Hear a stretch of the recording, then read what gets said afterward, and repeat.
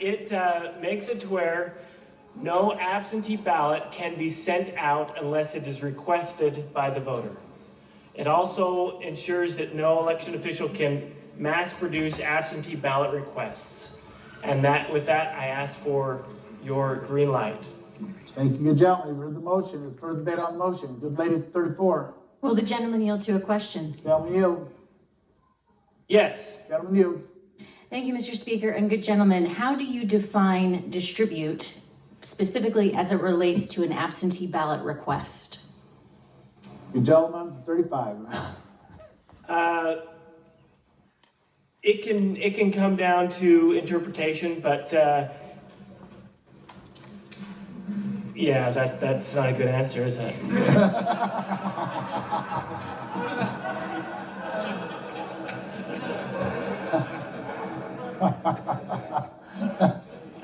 We felt that online is appropriate, and if hand delivering, if they request it, is appropriate. On a table in a function is appropriate as well. Lady 34, you've stumped him. Mr. Speaker, will the gentleman yield to a, dare I say, second question? I don't Why know. not? No, he says he's in. We're good. Good gentleman yields. Thank you, Mr. Speaker, and good gentlemen. So, just to be clear, many county clerks and the state Secretary of State's office allow an online form to be in place for voters to submit a request for an absentee ballot. You are not considering that to be distribution under this language. Good gentleman, 35. Mr. Speaker, good lady, correct. They are fully authorized to continue that practice. You knew the answer before you Thank you, asked. good ladies. Further debate on the motion. Gentleman for 15. Thank you, Mr. Speaker. To debate the bill. Gentleman has the floor. Based on the answer to the first question, I don't think this bill is ready. What the gentleman thinks it might mean is not reassuring enough, quite frankly. And, you know, and no evidence has been presented that this bill is even needed. So I would ask that we vote no on this. If we want to bring it back next session with some more thought put to what all these words mean, then I think we'll know more what we're voting on instead of rolling the dice in terms of what someone might think it means. Thank you. Thank you, gentleman from 15. Is further debate on the motion. Good lady from 18. Thank you, Mr. Speaker, to debate against the bill. Good lady has the floor. Thank you. You know, I've been seeing a disturbing trend of kind of excessive prohibiting and criminalization. This is something that is just not a bad thing to do, and I just don't think we should be banning things that are inherently actually kind of good things to do. We have a lot. The other day we discussed there are many safeguards on absentee voting. Every absentee ballot is coded. You have to sign with your signature to request it. It gets matched up against your signature in the database. You get issued an absentee ballot that has a unique identifier that goes to your address. You have to sign that too, which also gets compared, and it only counts. I mean, we have lots and lots of safeguards. There's no sign of problems. And what in the world is bad about it? If you're at a door, and I knock on a lot of doors, I believe very strongly in getting door to door and talking face to face with my constituents.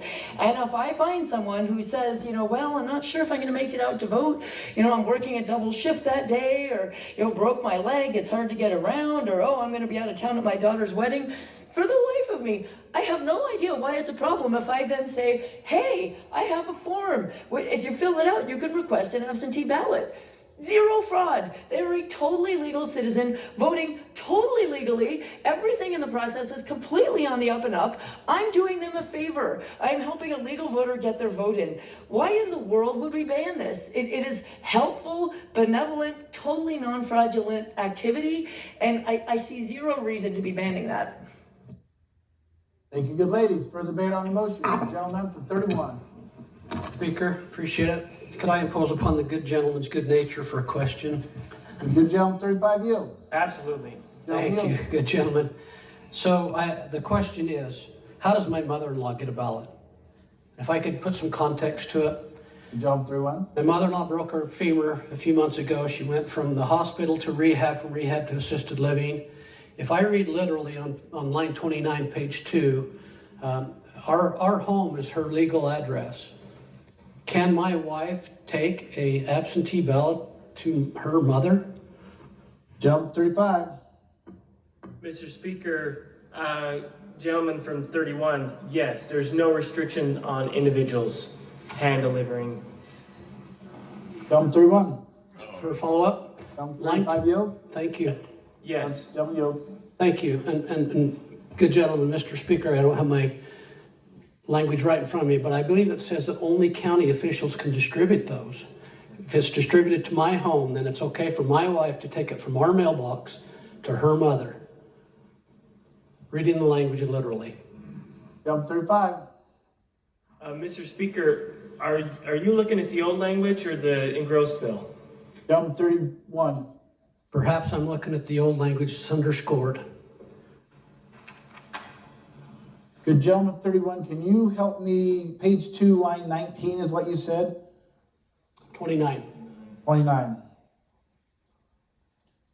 Gentleman 35. Mr. Speaker, good gentleman, there is no, on the engrossed bill that I have,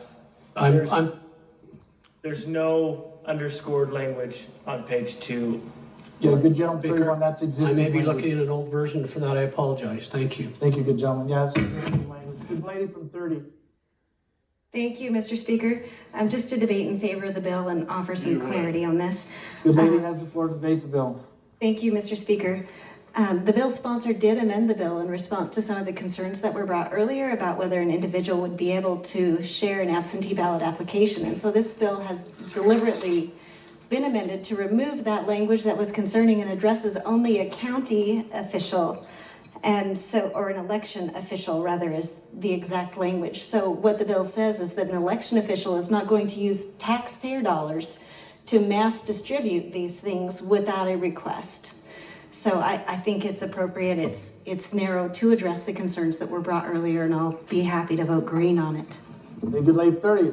For debate on the bill, good lady 6. Yes, thank you, Mr. Speaker. Would the good gentleman from 35 yield to a question? Good gentleman yield. Yep. Good gentleman from 35 yields. Good lady from 6. Good gentleman, my question to you is just simply, if I took 10 forms, got 10 of those forms I printed out to go speak to a group at a nursing home that wanted information on who was running, and here's, kind of like the AARP does, if I just placed those forms on a table and said they are here for you to fill out and mail back to request a ballot, would that be frowned upon in your bill? Gentleman 35. Mr. Speaker, good lady, under the old bill, before it was amended, that would be frowned upon. This language has no restriction for you to do that. Thank you, good gentleman. Thank you, gentlemen. For debate on the bill, good lady from 19. Thank you, Mr. Speaker. Would the gentleman from 35 yield to a question? Gentleman yield to a question. Yep. Gentleman yield. Thank you, good gentleman.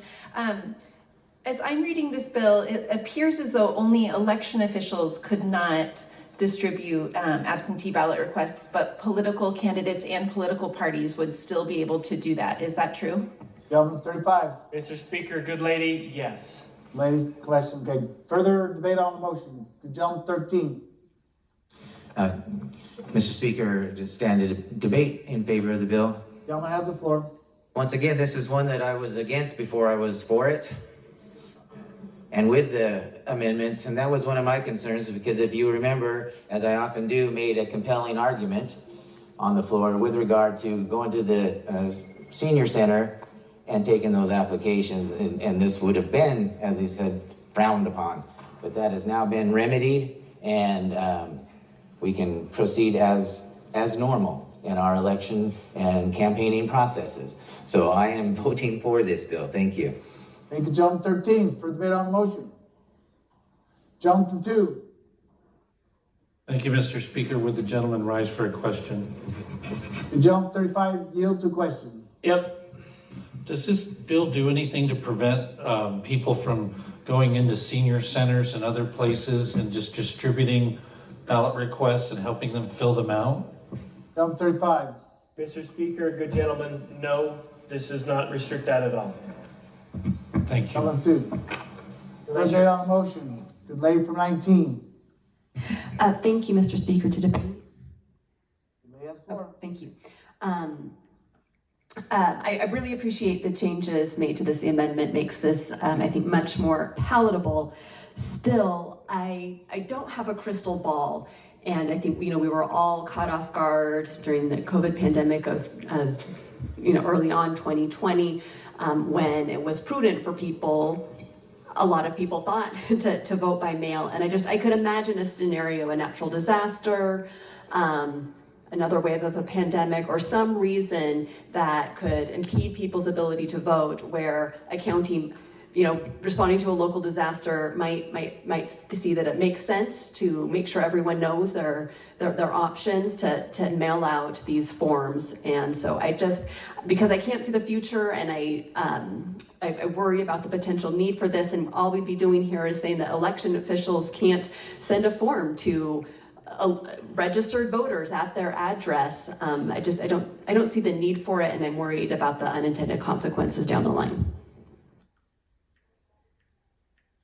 Further debate on the motion. Good lady 32. Mr. Speaker, will the maker of the bill yield to a question? Gentleman 35 yield. Yep. Gentleman yields. I'm just wondering if you worked with the Secretary of State's office on this bill and how comfortable they were or were not with this. Gentleman 35. Mr. Speaker, good lady, I talked to the Secretary of State, and he was going to get back to me, and he did not. Dave 32. Another question, Mr. Speaker. Gentleman 35 yield again. Yep. The gentleman yields, yep, again. I guess, can you give a definition for what you view as distribute that's used in this section and what that's going to mean? Because if I can kind of further ask my question, I guess my question is, so if we had, say, an underserved population, or if we had a county clerk that wanted to go into the high school to start teaching young voters how to sign up or to apply for an absentee ballot, they would be prohibited from that by this language? Gentleman 35. Mr. Speaker, good lady, I would recommend the election official talk to people about registering to vote and not requesting absentee ballots. Good lady 32. Mr. Speaker, can I debate the bill? The lady has the floor to debate the bill. Good members of this House, as I look through this, I think that we had really great absentee language prior to now. I'm not sure that this additional language is needed, and I am concerned that there's some definition problems that could cause a problem for a county clerk. That if they were trying to, and one of their jobs is to go out and to get people, registered to vote, help them see the opportunity to vote. So if they were in a situation, and we all know our county clerks have to run for office too, if they were out and they said, hey, fill out your ballot things, guess what? They would be breaking the law, because those people would have to ask first, even though the rest of us maybe could do that, but even the county clerk, because that's her job, then she would be prohibited from doing that. So I see some problems with this, and without first having worked really intently with the Secretary of State's office, I just don't support this bill. I don't think it goes where it should go. So with that, I will be voting no. So I ask for your red light on this. Thank you, good ladies. Further debate on the motion. Hearing none. Gentleman from 35, care to close? Absolutely. So I'd just say this: we're not discouraging the Secretary of State's office, any clerk, from encouraging people to register to vote. I think that is very different than encouraging them to get an absentee ballot. If people want to do an absentee ballot, great, but they need to request it. This makes it to where those absentee ballots do not go out unless they are requested, and I would ask for your green light. Thank you. Thank you, gentlemen. Debate is closed. Question is, shall House Bill 259 as amended pass the House?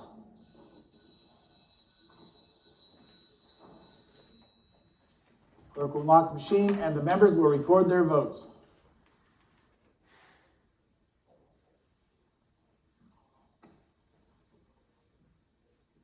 Oh, my God. Voter Suppression 101. Has every member voted? Deb Tanner. Does any member wish to change their vote? Clerk will lock the machine and record the pair. Crane 12 votes aye, Dixon 24 votes nay. 47 ayes, 22 nays, 1 absent excused, majority having voted in favor of House Bill 259 as amended. House Bill 259 as amended has passed the House and will be transmitted to the Senate.